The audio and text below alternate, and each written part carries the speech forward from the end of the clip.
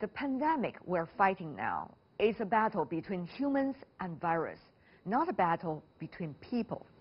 Many overseas Chinese have borne the brunt of racial discrimination, though, over the past few months. And they have started campaigns to fight coronavirus-fueled racism. One example is in Australia. On April the 8th, 16 prominent Asian Australians released an open letter calling for national unity during the coronavirus pandemic. Yat-sen Li is one of them. He is president of Australian Chinese Forum. I got the chance to talk to him and listen to his story and how they together are trying to do the campaign. Tell me more, Mr. Li, about the campaign you're trying to start in your country, Australia, and how you are right now trying to unite all Asian Australians to work on this. Like in many places in the world, I think there's been an uptick. There's been a rise in sort of racial abuse towards Asian Australians and Chinese Australians here, and there's a number of reasons. What we're trying to do is do this campaign a little bit differently. We've got together 16 of the better-known Chinese Australians. These are people with mainstream profiles. And we've come together and we wrote an open letter that we've sent to the media and we've put out in the public just calling for national unity. We wanted this to be something overwhelmingly positive. We didn't want to go and criticise or beat anybody up. And really emphasising that particularly at a time like this, we all have to work together. Social cohesion is really important. We launched that yesterday and we've had a terrific response so far, which is really heartening. Jason, I understand you've been trying to gear people up so that they will speak out during this critical time, but is it easy though? The vast majority of Australians are very warm, welcoming people. Yes. But they're, like in many places, there's a small vocal minority that sort of make things bad for other people. So, you know, the purpose of the campaign is a couple of things. Firstly, to call out the bad behaviour, to make sure when people see something that's unacceptable, they call it out, they raise their voices and they say, hey, this is just not acceptable. That's the first objective. The other objective is to say to Chinese Australians and Asian Australians who may be feeling a little bit of the pressure and witnessing or experiencing some of these attacks, to tell them that they're not alone, that there are other people who also experience these things, and we're standing up and we're standing by them. But whether the authorities are with you, would they help in this process, or is there mainly empty promises? Jason? The authorities have been very cooperative, and the police, the government, there really is very little official tolerance for any sort of racial abuse or racial vilification here in Australia. But as I said, as in many places, it doesn't stop a minority of nasty people from having a go. How do you look at these different stages of, discrimination and also ill feelings? Absolutely, there is a narrative, and it's coming from it's a narrative from Donald Trump as well, saying that this is a virus that started in China, sort of it's the China virus, and there are conservative commentators and conservative people here who also believe that. Whereas the more progressive parts of Australia, and I'd like to think the more sensible people in Australia will think, well, that's just not the case. This virus could have started anywhere, number one. And number two, regardless of where it started, it doesn't discriminate in terms of who it affects, and we all have to show solidarity and work together if we're going to win this battle. All of that said, we do understand that people are afraid, and there have been reports just yesterday that Australian nurses, so nurses who've come out of hospital who are wearing their nurses' uniforms, they're being denied service, and people are behaving in a really similar way towards them because they're concerned, they're afraid that because these nurses have been in hospitals, when they come out into the public, they could affect other people. So again, it's this fearful reaction, but it's also an ignorant reaction that's really very hurtful for people who have been on the front line. But it's, again, this fearful reaction that people have in this really extraordinary time. But also culturally speaking, Jason, if I could, for example, the debate about wearing a mask or not wearing a mask, even becoming sometimes violent. You see some kind of personal quarrels and also debates, but in a violent way going on. This is just one of those examples as to how people are dealing with the ongoing pandemic and crisis. Will this be, just a temporary issue, or this is likely to spill over to the other areas, which is eventually becoming much bigger than what it is now? Are you worried? Well, that's the concern. Whenever there is this sort of heightened sense of fear and anxiety, and whenever there are these sorts of racial tensions that come up, I mean, luckily, so far in Australia, we haven't seen many incidents of significant violence. It's been sort of verbal abuse and people feeling very uncomfortable and people saying things that are really very hurtful. But whenever these circumstances exist, there's always the risk that it could escalate into real violence, and that's something that we have to do everything in our power to prevent. But as I said at the beginning, this is really the coming together of a number of different narratives and forces causing this. The coronavirus and its background is one sort of big reason and one big context for this. But there's also been, here in Australia, just as there has been in America, a big debate that's been going on for the last couple of years about Australia's relationship with China. And that's been quite an emotional debate. And when these two debates have come and these two narratives have come together, that is one of the big reasons why there is this sort of sentiment that's going around. I noticed you used the adjective emotional. Tell me how emotional it is, and should it be emotional? Why it is becoming so emotional? Is there a way to change it from emotional to reasonable? I think the best way to manage this debate is to try to take the emotion out of it and try to see that, look, there are like in any country, there are positives and there are negatives, but it's in everybody's interest to have a productive and meaningful, for Australia to have a productive and meaningful relationship with China. And if we can keep the emotion out of it, I think that serves everybody's purpose.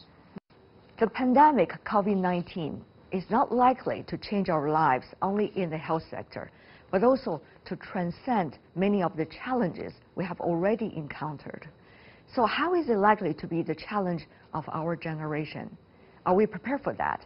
I also asked those questions to Yat-sen Li, who's a very active Chinese-Australian community leader. Let's hear his thoughts.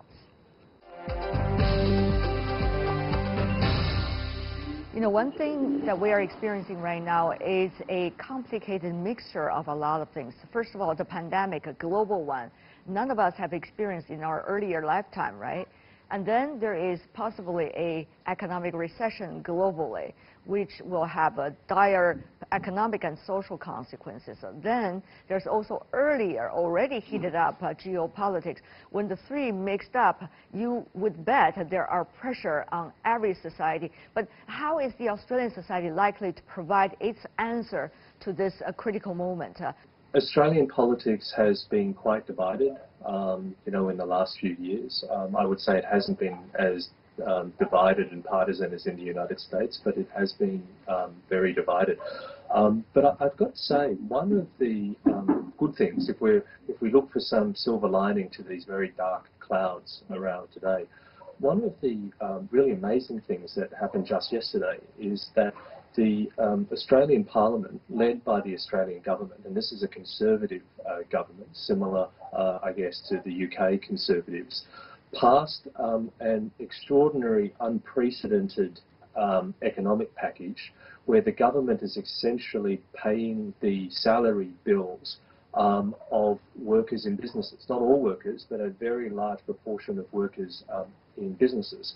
Now, this sort of thing is really not only unprecedented for any government, but for a Conservative government to basically be using, to use a term loosely, a almost socialist sort of measure here is really quite extraordinary. That's one thing that's been remarkable.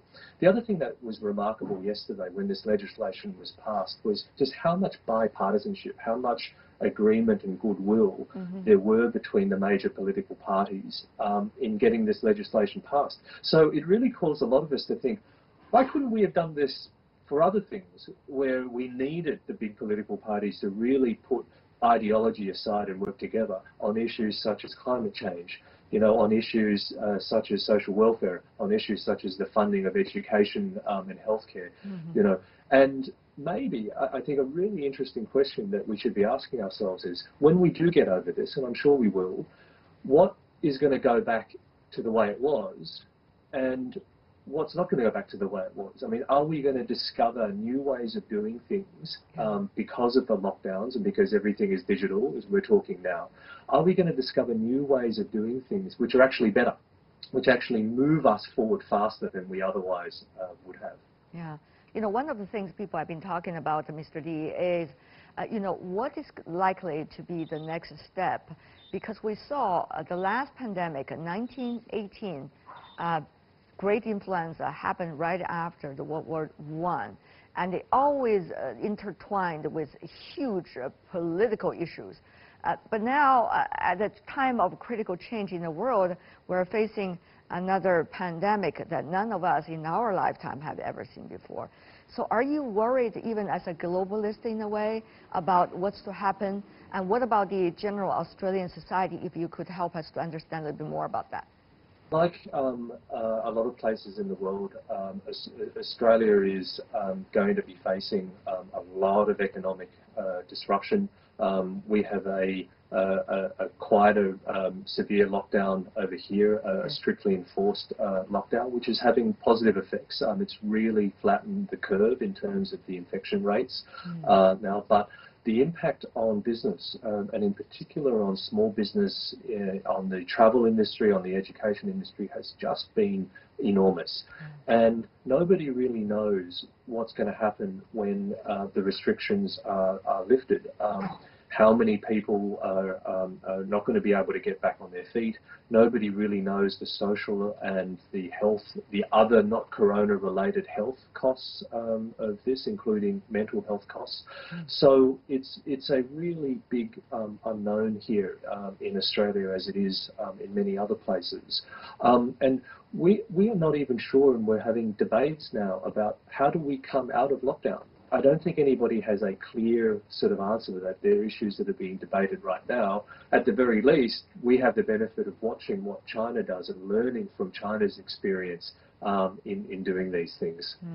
One of the things people worry about is that whether the time and the energy and also the attention that we should spend on how we're going through this pandemic and how can we have our right exit strategy is being taken place by racial finger pointing and political and geopolitical finger pointing. That's probably one of the biggest questions we all need to answer. Jason. You're absolutely right. But, I tend to be an optimist, and I like to look on the positive side of things. And I do hope that, so many people have never experienced this sort of hardship. There are a lot of very successful people, very middle class people who, because of this pandemic, will have lost their livelihoods or would have had their, their careers or their companies very severely affected. And one of the things that I hope is that it causes everybody to reflect and to think about, this can also happen to me, and hardship can also happen to me. And I hope that it causes everybody to think, more deeply about the vulnerable and the disadvantaged in a community. And I hope it causes all of our societies to just be a little bit more compassionate. It seems that you are not necessarily going to follow what some have been talking about. The Chinese community should fight against all the others and come into those verbal fights and also be able to voice your opinion wherever you want. And it seems that you are taking a different approach. I'm completely in support of the Chinese community and the Asian communities and anybody who is a victim of racism to speak up strongly. I think that is very important. Just as it is important for people, anybody who witnesses these sorts of racial attacks, to call it out and to speak up very, very, very, very strongly. I'm completely in support of that. And that's all we have for today. To find out more, you can always find us World Insight CGTN into your search engine, or check out our YouTube channel, follow us on Twitter and Facebook. From me, Tian Wei, and everyone on the team, thanks for watching. And today we want to leave you with the healing voice of the music icon, Andrea Bocelli. Enjoy. Bye.